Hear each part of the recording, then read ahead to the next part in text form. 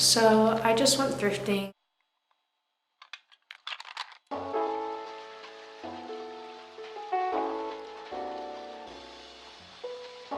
And today's video is going to be a thrift flip of a dress that I bought the other day.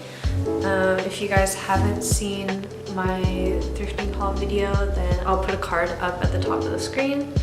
Basically, I bought this children's dress, which is made up of a ton of organza and different lining fabrics and stuff like that, and I thought it would be great to use this organza for other projects that I've been planning lately. So basically I'm just gonna start taking this baby apart and go from there. But yeah, step one is to seam rip all of it. Luckily the only seam that keeps the skirt together is down the center back, and then the rest of it I just have to take off from the waist. I'm just gonna be watching TV and seam ripping for the next good hour or so.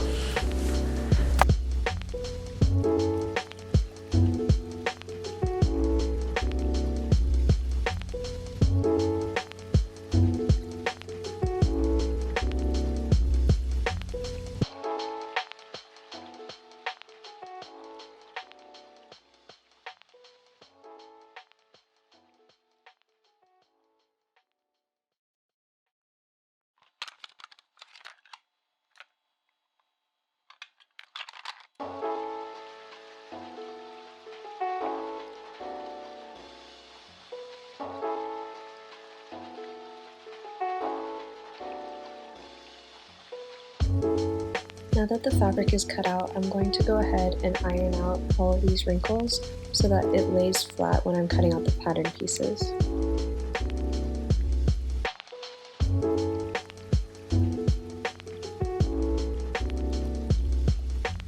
Once my fabric was all flattened out, I decided to try to use a tote bag that I already had as a template, and this ended up not working out too well, as you'll see in a minute. The fabric was really hard to keep on green, and also I just forgot how handles work, so yeah, this was kind of a flop, and unfortunately I wasted a little bit of fabric doing this.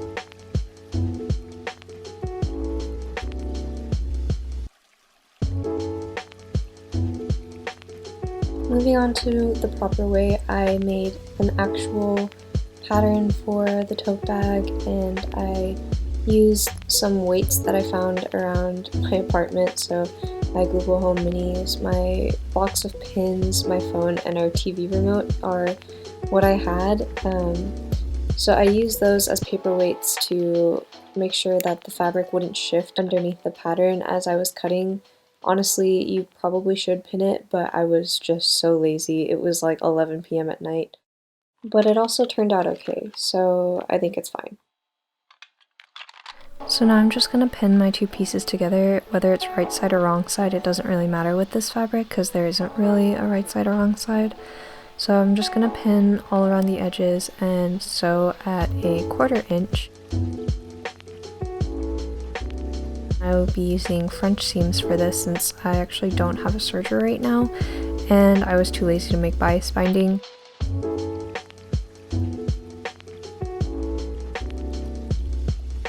If you haven't seen my video about French seams yet, I'll link that in the cards above.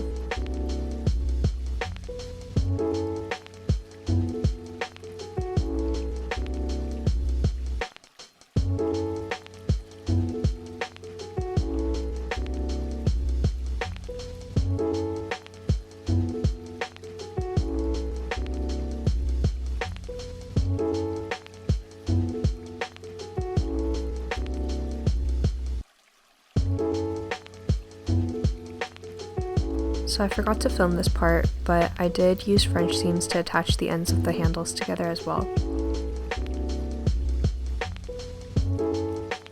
Once the bag itself was put together, I personalized it by embroidering the word Tong on the side, and Tong is actually my brand name, and it's also part of my Korean name as well. It means something along the lines of right, correct, and with integrity, and I wanted the products that I make to have integrity, and I want my brand to have integrity, so I felt like the word really defines my intentions perfectly, along with having a personal connection without me just outright using my name. So here's the final product. It's definitely something that needs a little bit of work. There are quite a few things that I would do differently. Instead of using rolled edges, I would definitely take the time to make some bias binding next time, and I definitely wouldn't put it in a place where my cat can get to it, because I think she likes how the fabric feels between our claws, because she's definitely put some holes in this already. Other than that, I really like how this looks. It's really versatile and it's unique because it's kind of see-through. Please let me know what you guys thought about this thrift flip down below. I'd like to know your thoughts on the tote and what else you think I could do differently. Please like, subscribe, and share this video with your friends, and I will see you guys next week. Bye!